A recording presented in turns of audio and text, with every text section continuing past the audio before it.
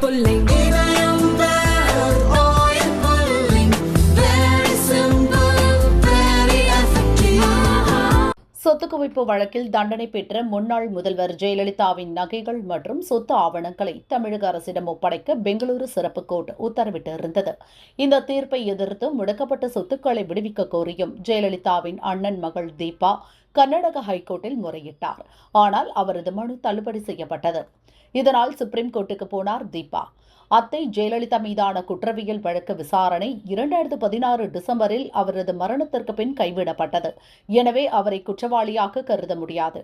பறிமுதல் செய்யப்பட்ட அசையும் அசையா சொத்துக்களை எங்களிடம் திருப்பித் தர உத்தரவிட வேண்டும் என்று தீபா கூறியிருந்தார். இந்த வழக்கை விசாரித்த சுப்ரீம் கோர்ட் நீதிபதிகள் நாகரத்னா, சதீஷ் சந்திர வர்மா அமர்வு இன்று அந்த மனுவை தள்ளுபடி செய்தது. குற்றச்சாட்டுக்கு ஆளானவர் மரணம் அடைந்துவிட்ட காரணத்தால் அவர் மீதான சட்ட நடவடிக்கை கைவிடப்பட்டதால் அந்த வழக்கில் இருந்து அவர் விடுதலை செய்யப்பட்டு விட்டார் என்று அர்த்தமில்லை என நீதிபதிகள் கூறினர்.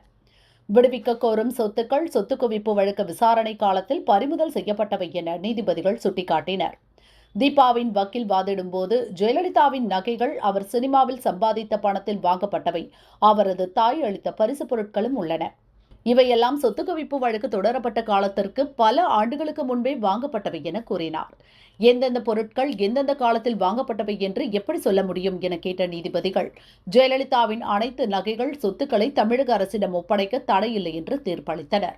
இதையடுத்து கர்நாடக கருவூலத்தில் உள்ள ஜெயலலிதாவின் நகைகள், புடவைகள், சொத்து ஆவணங்கள் உள்ளிட்ட அனைத்து பொருட்களும் தமிழக அரசிடம் ஒப்படைக்கப்பட உள்ளது.